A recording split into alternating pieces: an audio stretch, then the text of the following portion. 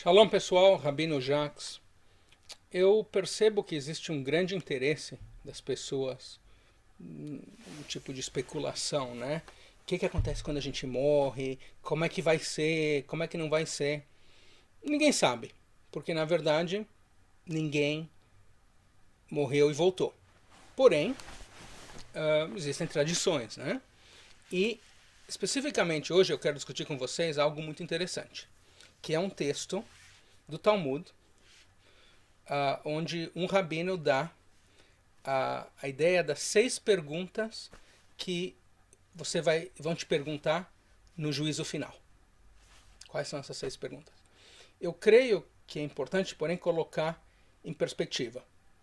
Eu não acredito que o Rava, apesar de ter sido um grande rabino, ele tinha mais conhecimento sobre o que acontece quando a gente morre que qualquer um de nós. Porque quando ele escreveu isso, quando ele disse isso, ele estava vivo, e depois que ele morreu, ele não tem escrito nada mais. Porém, o que eu quero pensar é que as perguntas que ele colocou, na verdade, não são necessariamente as perguntas que você vai ser perguntado no juízo final, nem se vai ter um juízo final, mas são uma amostra dos valores pelos quais esse rabino achava que a gente deveria guiar as nossas vidas. Então, ao responder, ao colocar essas perguntas e fazer que a gente pense se nós estamos dando respostas positivas, a gente teria capacidade de dar uma resposta boa para essas 6 perguntas. O que o Rava está fazendo é criando uma expectativa dos valores pelos quais nós temos que viver. Tá? Então, vamos ver. Vamos começar. Isso vem do tratado Shabbat, página 31a. São 6 perguntas e eu vou comentar nelas daqui a pouco. A primeira: você fez seus negócios honestamente? Você atuou honestamente em negócios? Segundo, você dedicou um tempo fixo para a Torá? Terceiro, você se envolveu em em crescer e multiplicar, né? Em ter filhos, etc. Quarto, você antecipou ansiosamente a redenção. Quinto, você se ocupou intelectualmente em buscar sabedoria e entender as coisas dentro das coisas, né, num nível mais profundo. E sexto, você viveu com temor aos céus. Eu já vou explicar. Então, vamos lá. São, volto a dizer, na minha opinião, perguntas que criam valores pelos quais nós temos que viver. O primeiro é: você conduzir os seus negócios honestamente? Eu acho importante, isso interessante, né? Que é a primeira coisa que nós estamos discutindo e é um aspecto não espiritual, mas material. Na verdade, a pergunta é feita de um jeito assim: você conduziu os teus negócios de maneira a criar mais confiança.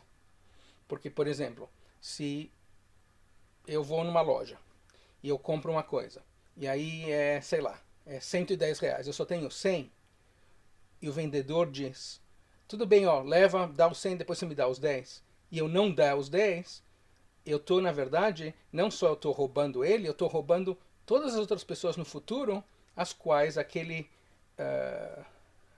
lojista daria crédito, esperando que a pessoa vai se comportar bem, e ele não vai fazer, né? Então, no final, você se conduziu bem em negócios, você conduziu seus negócios honestamente, você era um que dava, você foi um que dava ou que tomava. Uh, você, uh, você permitiu que a parte egoísta da tua vida dominasse tudo, ou você se preocupou com os outros, tentou fazer o melhor. Nas suas relações, você foi generoso ou mesquinho? Segunda pergunta: você dedicou tempo fixo para estudar a Torá? Será que a pessoa era só se preocupava com as coisas materiais, com ganhar dinheiro, ou foi guiada por princípios e se dedicar a mais a Torá? Ou seja, dedicar tempo à Torá significa ser mestre do nosso próprio relógio e do nosso próprio calendário. É dizer, as outras coisas que eu faço, meu trabalho, etc., são só um meio para chegar ao fim, que é ter melhores valores, saber mais Torá, viver mais a Torá. Se você só estudou assim, quando der um tempinho eu estudo uma coisa pequena, então, e deixando isso para quando der o tempo, já em Pirkei Avot diz que aquele que não faz o estudo da Torá uma atividade regular, acaba negligenciando ela. Terceiro, você participou da mitzvah de crescer e multiplicar. Ou seja, você teve filhos, você criou filhos, mas eu diria que mais do que criar filhos, é criar discípulos. Eu sempre digo de brincadeira que já que minha mulher não quer mais, já chega com 2 meninas, não quer mais ter filhos, então eu tento criar discípulos. A vantagem é que vocês já vêm, vocês já sabem ir no banheiro sozinhos. Ao contrário dos nenês. Né? Ou seja, mas você se dedicou a prurvu, você se dedicou a multiplicar, ou seja, você foi individualista ou você se preocupou com a comunidade? Você viveu somente para você, só pelas suas necessidades, ou você tentou entender que você tem uma missão na Terra e para fazer uma diferença para os outros? Quarta pergunta. Você viveu ansiosamente esperando a redenção?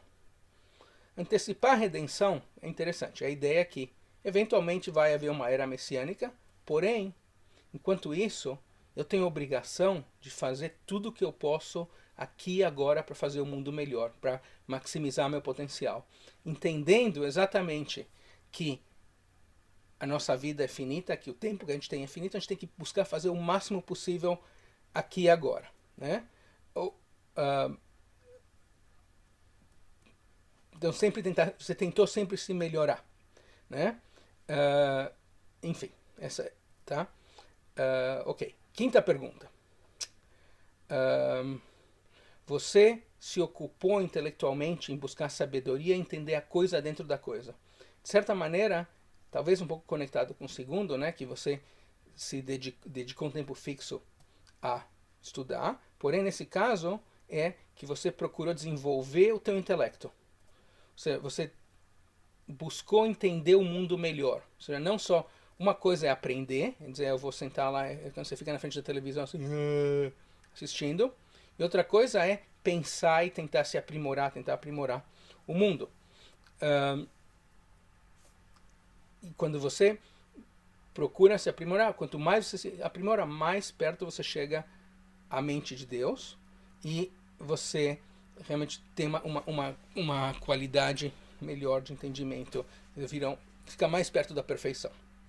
E a sexta pergunta é: você viveu com temor aos céus? Temor aos céus, irat shamayim, é quando a pessoa vive sabendo todo momento que existe uma realidade mais além, que nós não somos nossos próprios criadores, que Deus nos criou, que Deus controla o mundo e que nós temos que expressar gratidão a Deus seguindo as regras de Deus, vivendo uma vida ética e moral.